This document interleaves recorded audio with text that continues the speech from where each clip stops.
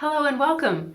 Today I'm going to be reviewing the Tresemme Mega Sculpting Gel. I bought all the products in this video with my own money. This review is unsponsored and I don't represent any brands. I was looking for a gel that would hold up well in high humidity. It says it does. Let's take a look at the ingredients. The first ingredient is water. Second ingredient is VP dimethyl amino ethyl methyl acrylate, so an acrylate copolymer, which is good for high humidity. For humectants, it has sorbitol about halfway down the list and panthenol closer to the end of the list. It also has PVP in the middle of the list. That ingredient is also for hold, but it does attract water, so that can be bad for high humidity. Luckily, it's in the middle of the list. Maybe it'll be okay. This product does have PEG 12 dimethicone. Pegylated silicones are supposed to be more water soluble. Some people avoid those, some people don't have to. I will use this for a little while and then update in the comments whether or not it built up in my hair. Alright, this gel also has protein. It has hydrolyzed wheat protein and hydrolyzed wheat starch. It's toward the middle to the end of the ingredients. But if your hair has too much protein currently, you might want to watch out with this gel. So I actually used this gel last night. I'll show you the video of how I used it, and then I slept with my hair in a satin bonnet that I just got from the grocery store and woke up and it's done pretty well.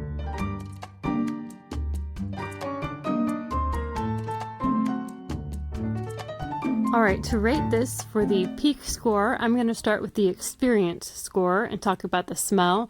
The smell is fairly overpowering, a fruity, flowery smell that is very strong. It's not bad, but some people might be bothered, so it gets a 1 out of 3. For drying time, it took me a little bit longer than usual to dry, so it gets a 1 out of 3. Ease of use for stylers, I like to think about the consistency and hold. The consistency is fairly runny, and the hold is supposed to be strong, but for me it's more like a medium hold gel. It's definitely not as strong as something like Eco Styler, but that also makes it a little bit easier to manipulate while you're styling. The strength of the crunch also isn't too bad. If you don't use too much gel, there's hardly any crunch. It gets an ease of use score 3 out of 3. For a total experience score of 5 out of 9. Now for the results score for curl clumps, it gets a 2 out of 3. There were some stringy areas, especially as the silicone built up over time. For weight, it gets a 1 out of 3. Over time, the silicone really weighed it down. For softness, it gets a 3 out of 3. It was pretty soft. For frizz, it gets a 2 out of 3. There was some minor frizz and high humidity. For longevity, it gets a score of 2 out of 3.